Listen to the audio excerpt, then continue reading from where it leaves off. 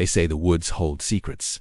Things older than the first settlers, older than the tribes who whispered warnings about them. Most people never see what lurks there. But Jacob Turner did, and he wishes he hadn't.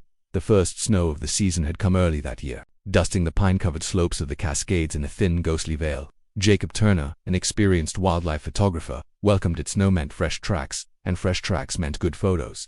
He'd been hiking for hours, the crunch of his boots against the frozen earth the only sound. His breath came in pale clouds. The forest felt impossibly still. No birds, no wind, not even the distant rustle of a squirrel in the branches.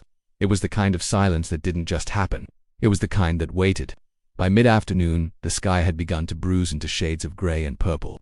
Jacob knew he needed to turn back soon. If he didn't, he wanted to be caught in the dark. But something gnawed at him, an almost magnetic pull drawing him deeper into the timberline. Then he saw them. Two massive footprints sunk deep into the snow, far larger than any bear's. They were nearly 2 feet long. The toes splayed in a way that suggested humanity, but no human alive had feet like that. Jacob crouched low, snapping photos. The prints were fresh, edges crisp. Whatever made them had passed through only minutes before. That's when he noticed the third track, this one smeared, as if the creature had paused, shifting its weight, and beside it, a drop of something dark. He leaned closer. It wasn't melted snow. It was thick, reddish blood. Something stirred far off in the trees, a heavy, deliberate sound, like wood snapping under immense weight. Jacob's breath hitched. He straightened, scanning the dense timber. The sound came again, closer this time, a branch breaking, then silence. The rational part of his brain whispered elk, moose, maybe a bear. But the deeper, older part of his instincts told him something else. He was being watched. The light was failing now, shadows stretching long and thin between the tree trunks. Jacob's camera hung useless at his side. Photography was the last thing on his mind. Something moved in the periphery.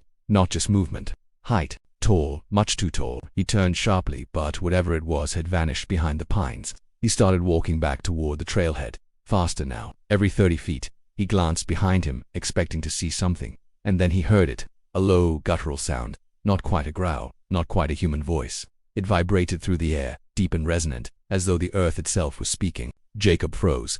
The sound came again, this time with a strange rhythm, like syllables, a language. Branches swayed, though there was no wind. Then impact. Something heavy hit a tree just ahead of him. The trunk shuddered violently, sending a small cascade of snow to the ground. Jacob stumbled back, his heart slamming against his ribs. Another sound, closer, still breathing. Long, slow inhalations, followed by deep, rumbling exhalations. He turned and saw it. Between two massive pines, 30 yards away, a figure stood half hidden in shadow. It was enormous, easily 8 feet tall at shoulders and possibly broad. The hair was long, matted, the color of wet earth, but it was the eyes that froze him in place. They caught the dying light, reflecting it like an animal's, yet holding something far too intelligent, far too aware. Jacob couldn't move, couldn't even breathe.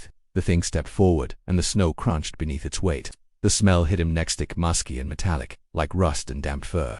It didn't charge, didn't roar. It simply watched him, head tilted ever so slightly, as though studying a strange new species. Then, without warning, it let out a sound so piercing, so alien, Jacob's knees nearly buckled. It was a howl, a scream, and a roar all at once, rolling through the forest like thunder. The sound shattered the silence. Somewhere in the distance, smaller creatures shrieked and fled. Jacob's survival instinct kicked in. He turned and ran. The forest became a blur of black trunks and white snow.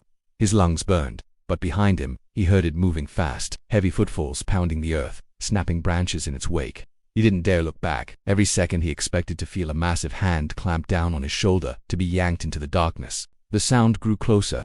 He could hear the rasp of its breath now, the way it seemed to match his pace with terrifying ease. Just ahead, the faint outline of the trailhead sign through the trees. Jacob pushed harder, his vision tunneling. Something slammed into the ground to his right, shaking the earth. A rock, huge, jagged, had been thrown. It missed him by only a few feet. He burst onto the gravel lot, skidding toward his truck. The forest behind him had gone silent again, but he knew it was still there. Watching, fumbling with his keys, he threw himself inside, slamming the locks down. His breath came in ragged gasps, fogging the windshield. And then, from the tree line, a shadow stepped forward. It didn't approach the truck, didn't need to. It just stood there, framed by the snow and darkness. The eyes glowed faintly in the last shreds of daylight. It raised its head and gave one final guttural sound, something between a warning and a promise. Then, as quickly as it had appeared, it turned and vanished into the blackness of the timberline. Jacob never returned to that part of the Cascades, but sometimes, in the dead of night, when the wind dies and the world falls still, he swears he hears it again, that deep, unearthly voice rumbling somewhere far beyond the trees, waiting,